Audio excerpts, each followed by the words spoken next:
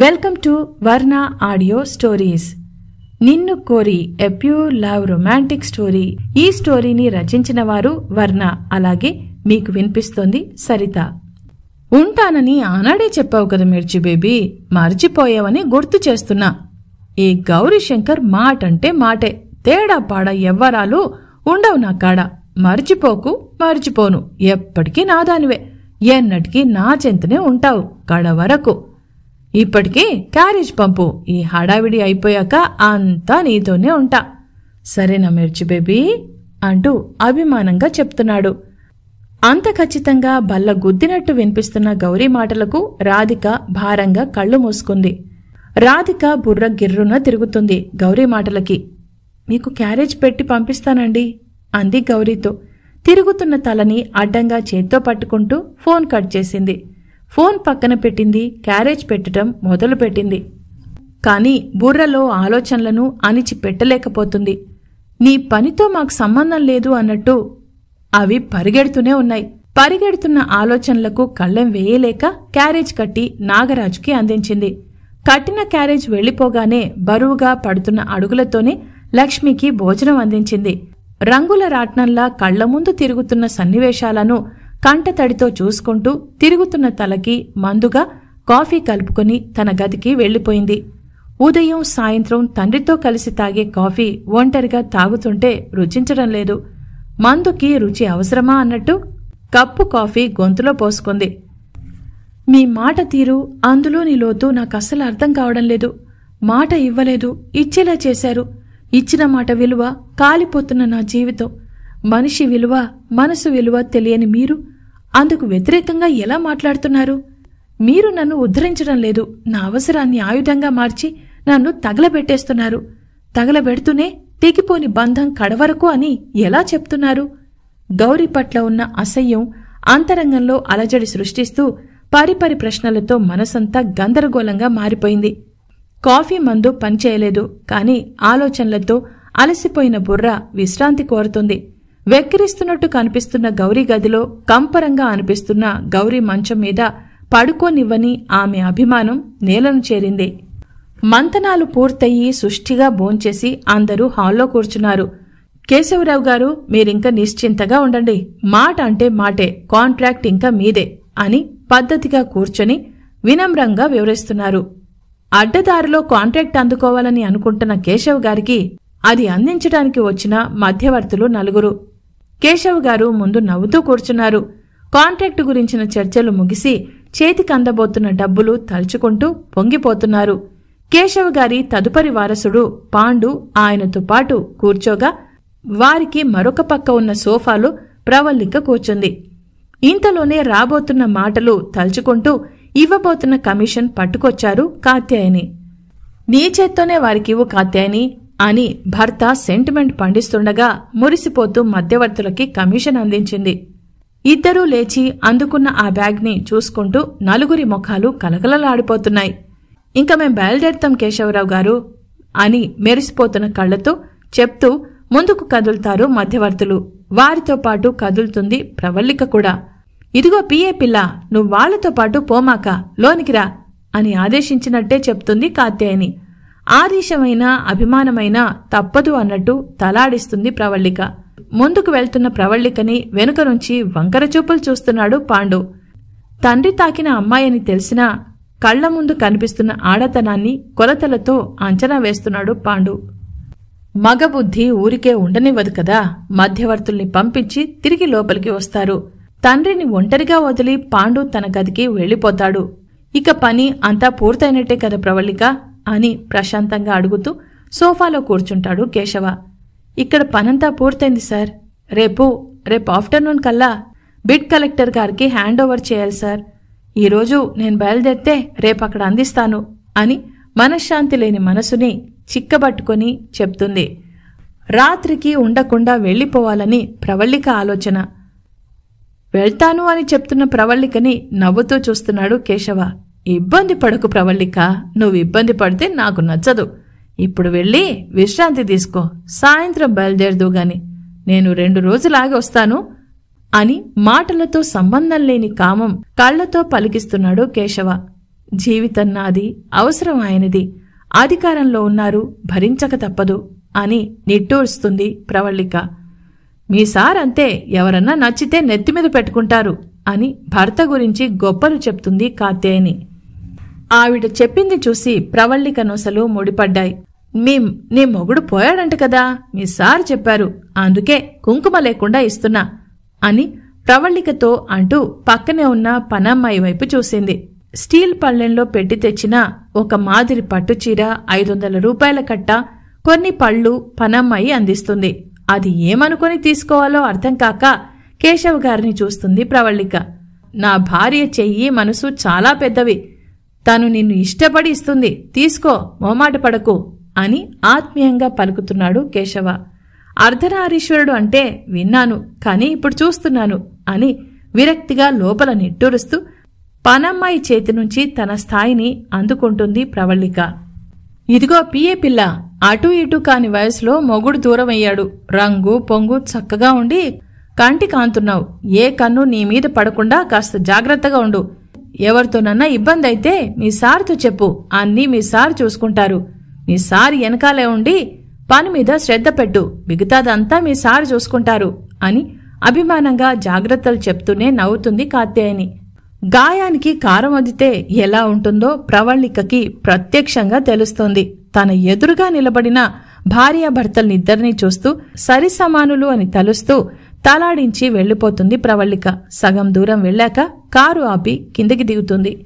పారుతున్న నీటిలో పడేస్తుంది పట్టుకొచ్చిన తన స్థాయి తాంబూలం.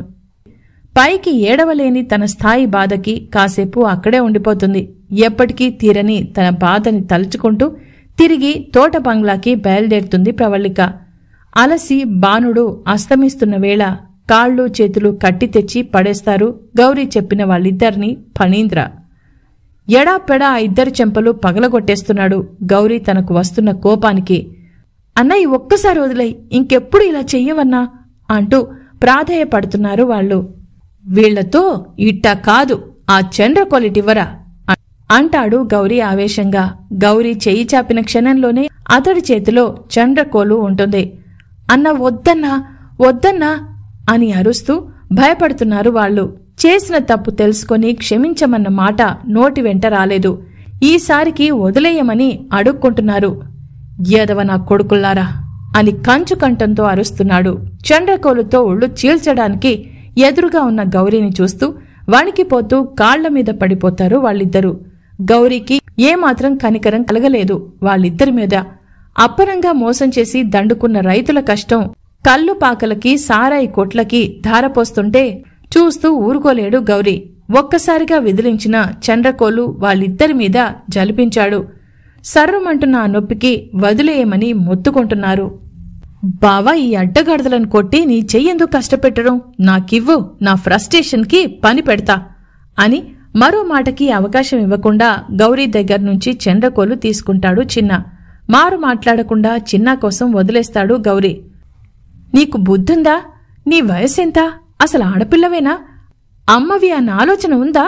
ఇంత వయసొచ్చి ఎలా ఉండాలో ఎలా ఉండకూడదో కూడా ఇంకా నీకు తెలియడం లేదు.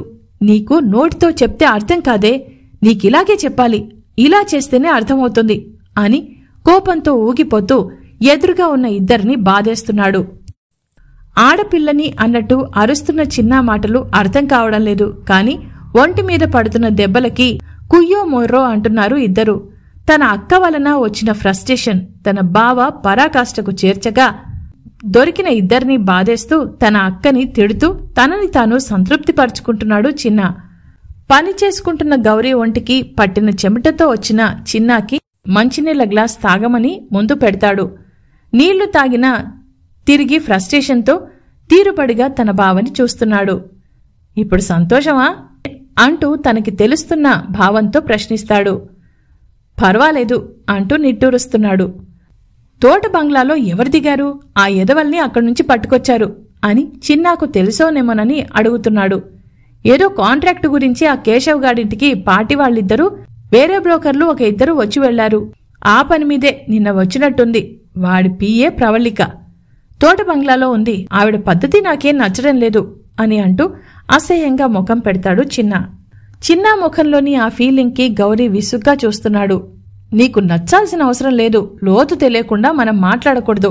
మాట జారే ముందు తారతమ్యం మర్చిపోకు అని ముక్కుసూటిగా చెప్తూ చిన్నా ముందు ఒక అకౌంట్ బుక్ పడేస్తాడు. ఈరోజు యాడుకొచ్చిన లోడు ఎంతవరకైందో చూడు. మిగిలిన వారందర్నీ చూసుకుని వాళ్లకే ఇబ్బంది లేకుండా భోజనం ఏర్పాటు చూడు పో అంటూ పని పురమాయిస్తాడు. ఒక్క నిమిషం ఖాళీగా ఉన్నా నీ కళ్ళు మండిపోతాయే. ఇప్పుడే కదా బావో వచ్చాను. పైగా లోపలింత కష్టపడ్డాను. చూడు ఒళ్లంతా ఎలా చెమట పట్టిందో. కాసేపు కూడా ఫ్యాన్ గాలిని తగిలినివ్వవు. ఏంటి బావా నీకింత కుళ్ళు అని వాపోతూ కూర్చోనివ్వడం లేదన్నా కడుపు మంటని బయట కక్కుతున్నాడు. సరే గాలి పోసుకుంటూ నువ్విక్కడ కూర్చొని పని చెయ్యి, నేను బయటికి పోయి ఆ పని చూసుకుంటా అని చెప్తూ ఒక బండల్ లాడెడ్ బుక్ మరొక కట్ట పేపర్స్ చిన్నా ముందు పడేస్తాడు. ఆ లాడెడ్ బుక్ చూస్తూ చిన్న గుడ్లు తేలేస్తాడు. ఏంటి ఇప్పుడు ఇంత బండదాంతో నేను పని చేయాలా అని అనుకుంటూ గౌరీని చూస్తాడు. అప్పటికే గౌరీ లేచి టేబుల్ మీద ఉన్న అకౌంటెంట్ బుక్ తీసుకోబోతున్నాడు. వెంటనే ఆలస్యం చేయకుండా గౌరీ చేతిలోని బుక్ లాగేసుకుంటాడు చిన్న. నీ కడుపు మంట నాకు అర్థమైందిలే బావా. అక్కడి దానికి ఇక్కడ కాలుస్తున్నావు. నేనా బండదాంతో పనిచేయను. ఈ బక్కదాంతోనే పనిచేస్తాను అంటూ తన చేతిలోని బక్క బుక్ చూపిస్తాడు. తన మాటకి నవ్వుతూ చూస్తున్న గౌరీ మీద రుసరుసలాడుతూ వెళ్లిపోతాడు చిన్న. వెదవా వీడు బద్ధకం అని బామ్మర్దిని పొగుడుతూ ఆ బండల్ లాడెడ్ ముందేసుకుంటాడు గౌరీ. ఇక నేను వెళ్తాను దామిని.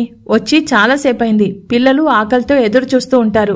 బయలుదేరుతాను అని పేలవంగా చెప్తూ కట్టిన మల్లెపూలను దామినికి అందిస్తుంది పద్దుల పద్మ. నువ్వు కూడా అలా అంటే ఎలా పద్మ? నాకింకెవరు చెప్తారు? నాకు నువ్వే ఏదో సలహా ఇవ్వు అంటుంది దామిని. కట్టిన పూలను తలలో పెట్టుకుంటూ పద్మని వెళ్ళొద్దని వారిస్తుంది దామిని. పద్మ చుట్టూతా పరుచుకున్న చీకటిని కళ్లతోనే అంచనా వేస్తుంది.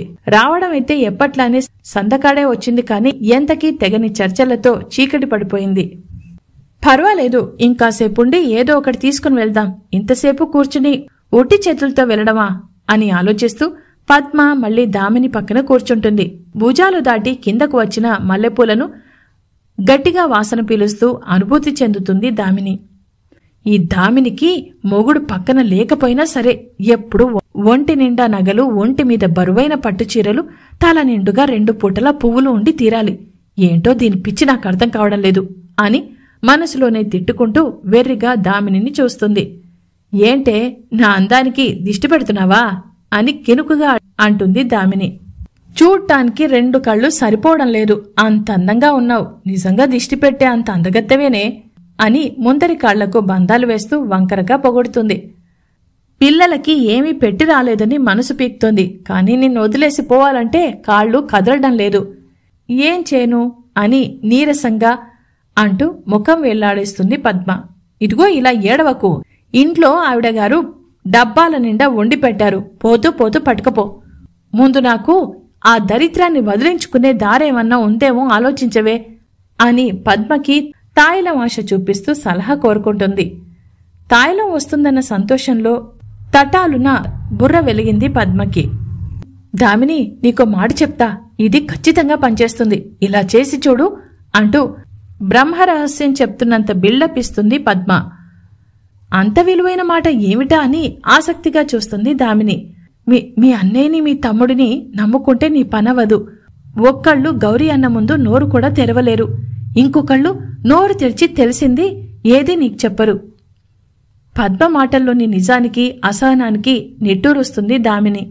నేను చెప్పేదేంటంటే వాళ్లని వీళ్లని నమ్ముకోకుండా నువ్వే నేరుగా అక్కడికి వెళ్లి అది ఎవరో ఏంటో చూడు. అక్కడున్న వాళ్ళని అడిగితే వాళ్లే చెప్పేస్తారు. వాళ్లకి తెలియకుండా ఉండదు కదా అని అంటున్న పద్మ మాట అలా నోటిలో ఉండగానే దడుచుకున్నట్టు దామిని దబ్బున లేచి నిలబడుతుంది. ఏంటి మా ఇంటికా అంటూ గుండెల మీద చేయి పెట్టుకుని కళ్ళు పెద్దవి చేసి చూస్తుంది. ఏంటే అంత ఉలికి పడుతున్నావు? అక్కడికే ఏమైంది అని అయోమయంగా అడుగుతుంది పద్మ. ఇది ఉలికిపాడు కాదు, ఎగిరిపాటు కాదు, భయం. అక్కడికి పోవాలంటేనే భయం. నేను చచ్చినా పోను, పోనంటే పోను అని కంగారుగా అంటూ దామిని అక్కడి నుంచి వెళ్ళిపోతుంది. వామ్మో, ఇది ఇంతగా భయపడుతుందంటే మన చేతికి ఏమీ రావు. ఇప్పుడు మన చేతులు నిండాలంటే దీని గుండెల్లో ధైర్యం నింపాలి. ఎలా అని ఆలోచిస్తూనే దామినిని అనుసరిస్తుంది. దామిని ఒక్క క్షణం ఆగు, ముందు నేను చెప్పేది పూర్తిగా విను అని అంటూ దామినికి అడ్డుపడి ఆపేస్తుంది పద్మ. పరిగెడుతున్న కంగారు పక్షి ఆగినట్టు ఆగి చూస్తుంది దామిని. అది కాదు దామిని, ఇప్పుడు నువ్వు అక్కడికి వెళ్ళావంటే నీకు 2 విధాల ప్రయోజనం. నన్ను నమ్ము, ఖచ్చితంగా నీ పనవుతుంది అని ఒత్తి పలుకుతూ నెమ్మదిగా నమ్మకంగా చెప్తుంది. దానికి పద్మ చెప్పేది తెలుసుకోవాలన్న ఆసక్తి కనబరుస్తున్న గుండెల్లోని భయం ఆమె కళ్లల్లోకి కనబడుతుంది. సరే, నీ ఇష్టం. నువ్విప్పుడు ధైర్యం చేయకపోతే ఎప్పటికీ నీకు దాని విషయం తెలీదు. ఒకవేళ తెలిసినా పూర్తిగా ఎవరూ చెప్పరు. నీకు దాని విషయం పూర్తిగా తెలియాలంటే ఇది చెప్పగలిగేది ఒక్కరే, అది మీ ఆయన అని దామిని వైపు చూస్తుంది. పెద్దోడు అడగలేడు, చిన్నోడు చెప్పడు. నాకు తెలియాలంటే ఉన్నదారి మాయ ఒక్కడే. చెప్తాడా మాయ అన్న ప్రశ్న ఆందోళన పలికిస్తుండగా పక్కనే ఉన్న గట్టు మీద కూర్చుంటుంది.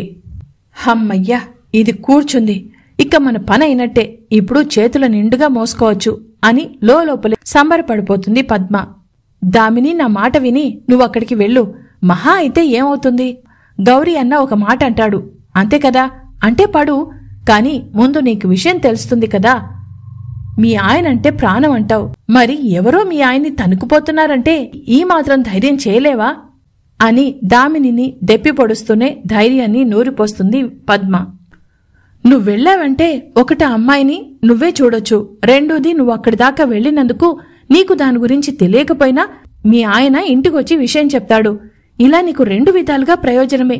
దాన్ని ఇంట్లో పెట్టుకున్న విషయం నీకు తెలిసిందని ముందు గౌరీ అన్నకి తెలియాలి కదా, అందుకోసమైనా నువ్వెళ్ళు అని పద్మ తన పరిజ్ఞానమంతా వాడి దామినికి అద్భుతమైన సలహా ఇస్తుంది. ఇంట్లో చేసిన పప్పులు నింపుకొని రంగురంగుల ప్లాస్టిక్ డబ్బాల్లో నిండుగా 3 పద్మ చేతిలోకి చేరాయి. అక్కా, డబ్బాలు బాగున్నాయే, స్టీల్ డబ్బాలు బరువని ఇవి ఇచ్చావా అని సాగదీస్తూ నవ్వుతుంది పద్మ. అంతగా నచ్చాయా? ఇవైతే నువ్వు తీసుకువెళ్లిన ఒక స్టీల్ డబ్బా ఖరీదుకి 4 వచ్చాయి, అందుకే తీసుకున్నాను. పంపకుండా ఉంచుకున్నా పర్వాలేదు అని మొహమాటం విడిచి మాట్లాడుతుంది ప్రభ. సూటిగా తననే అంటున్న ఆ మాటకి తల గోక్కుంటూ వెనక్కి నవ్వుతుంది పద్మ. అయ్యో అక్క, మరేమో డబ్బాలన్నీ కడిగి పెట్టాను, అవి బయట ఎండుతున్నాయి, తెద్దామంటే తీరుబడలేదు, ఈసారి మర్చిపోకుండా తెస్తాలే అని అవి మొహమాట పడుతున్నట్టు నటించి వడివడిగా అందిన వాటిని పుచ్చుకొని వెళ్లిపోతుంది పద్మ. చంద్రుడు నడినెత్తిన కునుకు తీస్తున్న అర్ధరాత్రి సమయాన అలసిన అందరూ ఇంటికి చేరతారు. డైనింగ్ టేబుల్ మీద దర్శనమివ్వని అమ్మడిని తలుచుకుంటూ అంత అలసటలో కూడా నవ్వుకుంటాడు గౌరీ. చిన్నాని భోజనాల టేబుల్కి వదిలేసి కాలు కడుక్కున్న గౌరీ వేగంగా అమ్మడి దర్శనానికి పైకి వెళ్లిపోతాడు. తలుపులు తోస్తాడు, అవి తెరుచుకోలేదు, లోపల నుంచి బిగించున్నాయి. పైన పడుకోమని మాత్రమే చెప్పాను, గడియ పెట్టుకో అని చెప్పలేదు. చెప్పింది మాత్రమే చేస్తుంది నా మిర్చి అని నవ్వుకుంటూ తలుపుల వైపు చూస్తాడు. అవి వెక్కిరిస్తున్నట్టుగా అనిపించి కాలితో చిన్నగా ఒకటి వేస్తాడు. ఈ రోజుకి వదిలేస్తున్నా, రేపు అడ్డుపడ్డారో తీసి పడేస్తా అని తలుపులకి వార్నింగ్ ఇచ్చి వెనక్కి తిరిగి వెళ్లిపోతారు గౌరీ. సుప్రభాత వేళ కరిమబ్బుల తెరలమాటు నుంచి నెమ్మదిగా నింగికెగిస్తూ వేకువ నాదం ఆలపిస్తున్నట్టు భావన. వేకువ రాగం ఆలపిస్తున్నాడు భానుడు. గూటి నుంచి రెక్కవిప్పుకొని పక్షుల కిలకిల రావాలతో అరుణోదయాన్ని స్వాగతిస్తున్నాయి. ఏ మామిడి చెట్టు పూత చూసి మురిసిందో గొంతు సవరించి రాగం ఆలపిస్తున్న కోయిల రాగం చెవులకింపుగా వినిపెడుతుంది. ఉషోదయ అందాన్ని, కోయిల గొంతు రాగాలను ఏమాత్రం ఆస్వాదించలేని మన అమ్మడు తనకేమైనా తక్కువ పనిలో నిమగ్నమైపోయింది. రంగులద్దని రంగవల్లికలు గుమ్మం ముందు దిద్దుతూ గుమ్మాన్ని అలంకరిస్తోంది. ఓ మూల నుంచి 2 కళ్ళు నిశితంగా అమ్మడిని పరిశీలిస్తున్నాయి. ఆ కళ్లను ఎంత చిట్లించి చూసినా ముఖం కనిపించని నిరాశతో గుప్పిట బిగుస్తుంది. బాలరెడ్డితో కలిసి బరువులెత్తి ఆడుకుంటున్న గౌరీ అక్కడ్నుంచే ముద్దబంతిలో ఉన్న తన ముద్దుగుమ్మని చూసుకుంటున్నాడు. బద్ధకంగా ఒళ్ళు విరుచుకుంటూ వచ్చి మునుగ తీసుకుని గుమ్మం పక్క వరండాలో కాళ్లు ముడుచుకున్నాడు చిన్న. చడి చప్పుడు చేయకుండా చల్లగా సాగిపోతుంది. పలుచగా పరుచుకున్న మంచం పొరల మధ్య నుంచి మలయ మారుతాం. ఏయ్ అని పొలికేకలు వినిపించిన అరుపుకి ఏయ్ అని పొలికేకలా వినిపించిన అరుపుకి ఉలిక్కిపడి పక్కకి ఒరిగాడు చిన్న. కంచులాగా మోగే ఆ గొంతు నిస్సందేహంగా గౌరీదే. అందరితో పాటు అమ్మడి కూడా ఉలిక్కిపడి చూస్తున్నారు. ఏయ్ రా బయటికి!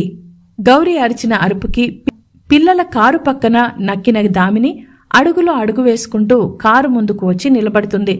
ఇంట్లోనే వెహికల్స్ అన్నీ ఇంటికి కాస్త దూరంగా ప్రహరీ గోడకు దగ్గరగా ఉన్న రేకుల షెడ్ కింద పార్క్ చేసున్నాయి. గౌరీ అరుపుకి భయపడుతూ చీర కొంగును చేత్తో బంధించి నలిపేస్తూ తలదించుకొని నిలబడింది దామిని. పద్దుల పద్మ ఇచ్చిన సలహాని పాటిస్తూ రాధిక గురించి తెలుసుకోవడానికి మొదటిసారిగా అనుమతి లేకుండా ఆ ఇంటిలో అడుగుపెట్టింది దామిని. దామిని పుట్టిన దగ్గర్నుంచి తనకు తెలిసి ఇదే మొదటిసారి ఆ ఇంట్లో అడుగుపెట్టడం. భయంతో తలదించుకొని ఉన్న ఓరకంట రాధిక గమనిస్తుంది దామిని. ముగ్గు వేస్తున్న రాధిక గౌరీ అరుపుకి లేచి నిలబడి అందరితో పాటు ఏమిటో తెలియక గౌరీ వైపే చూస్తుంది. రాధికని ముందు నుంచి చూసిన దామిని తనకు తెలియకుండానే తలపైకెత్తి సూటిగా రాధికనే చూస్తుంది. ఎంత అందంగా ఉంది టక్కులాడి! రాధికని చూడగానే అలా అనుకోకుండా ఉండలేకపోయింది దామిని. నిన్ను కోరి a pure love romantic story. ఈ స్టోరీని ఆదరిస్తున్న శ్రోత మహాశయులకు కృతజ్ఞతలు. మరో ఎపిసోడ్లో మళ్ళీ కలుసుకుందాం.